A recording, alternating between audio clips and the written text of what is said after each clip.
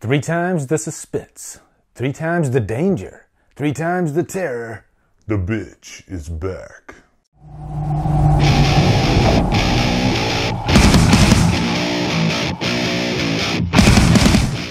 Alien 3 stars Sigourney Weaver, Charles S. Dutton, and is directed by David Fincher. What's up, guys? It's time to dive into another franchise review. And if you're wondering why is Drumdums starting with Alien 3, the reason being is because this is the movie that I've always been interested in because of all the controversy around it. It's probably the most debated Alien movie, and I recently watched the assembly cut. The assembly cut alone is worthy of discussion, so this is on my mind right now, so I want to go ahead and review Alien 3. Am I going to review all the Alien movies? Yes, I'm going to review Alien 1, 2, 3, and 4. AVP and Requiem? Not sure yet. But before I get into this review, one of my favorite Blu-ray box sets is definitely the Alien box set, just because they give you 2 different cuts of every movie on here. And they also give you documentaries for every single movie. We're not talking like little 15-minute vignettes. We're talking about full-on 2-hour documentaries for every movie. And by far, I think the most interesting is Alien 3. Because of all the drama that was going on behind the scenes, because of all the crap that David Fincher had to put up with. It's really like a soap opera. But I enjoyed the hell out of that documentary. So if you get any Blu-ray box set, be sure you get the Alien Anthology, especially if you're a sci-fi fan. But yeah, one of the best. But for this review, we are going to review the assembly cut. I will be mentioning the theatrical cut here and there throughout the review, but mostly I'm going to be focusing on the assembly cut, and my rating will reflect the assembly cut. Now, first off, let me give you a little bit of history behind the assembly cut. When they first put out the Alien Anthology on DVD about, say, 10 years ago, something like that, they went to all 4 directors and said, hey, do you have a director's cut? If you do, go ahead and present it and we'll put it on this box set. And James Cameron, of course, already had his special edition. But, of course, Ridley Scott presented his. And the director of Alien Resurrection, who I forget his name, he presented his. And David Fincher wanted nothing to do with it. That is how bad of a taste this experience left in his mouth. So, what is the assembly cut? The producers, they actually went back, looked at the footage, and looked at, more importantly, David Fincher's script notes, his initial vision for this movie. And from that, they really put together the closest director's cut of Alien 3 that you can imagine. And even better, David Fincher actually saw this cut and gave his approval. So that's a good thing. So when you watch the assembly cut, you really are, in essence, watching David Fincher's director's cut. Now, really, the story of Alien 3, it's much different than the first 2, especially in tone, in vibe, even visually. And it really picks up where Aliens left off. Ripley and Hicks and Newt are floating in space, and they end up landing on this oil refinery planet named Fury, and it's a prison. And so these prisoners find their vessel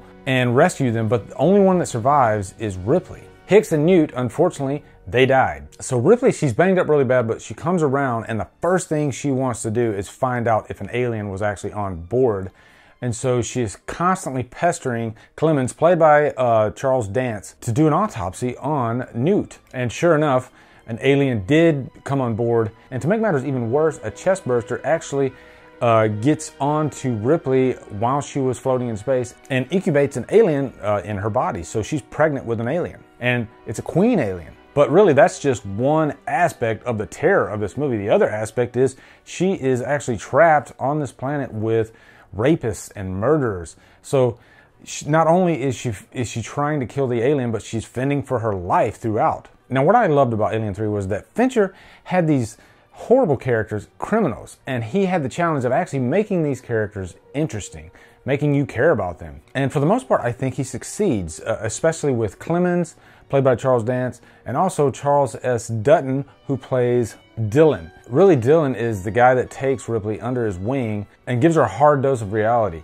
even proclaiming that he is a rapist and a murderer, and that she should not trust anybody. And what's even more interesting is that Charles S. Dutton was actually a convicted murderer in his personal life before he became an actor. And then also you got this Dr. Clemens, who develops a romantic relationship with Ripley. And even this guy, as a doctor, you don't really trust him because he has kind of a secret. There's a reason why he's at this prison, and he doesn't divulge that until later in the movie. But one thing that really made all these prisoners interesting was how religious they have become. Religion actually plays a big part in this movie, unlike the first two movies. And it's not only evident in the script, but it's also very evident in the actual score, which is very moody, emotional, and sometimes inspiring. Now, one of the most interesting characters in this movie, I think, is Gallic, who is not even in the theatrical cut. They completely cut out the whole Gallic subplot. And I think that was a bonehead move because he is probably one of the most interesting characters. He respects the Xenomorph, not for financial reasons like the corporation, but the guy is just really crazy, loony in the head, and so loony that once they capture the Xenomorph, he actually sets the damn thing free again. And he's not really a bad guy, he's just completely nuts.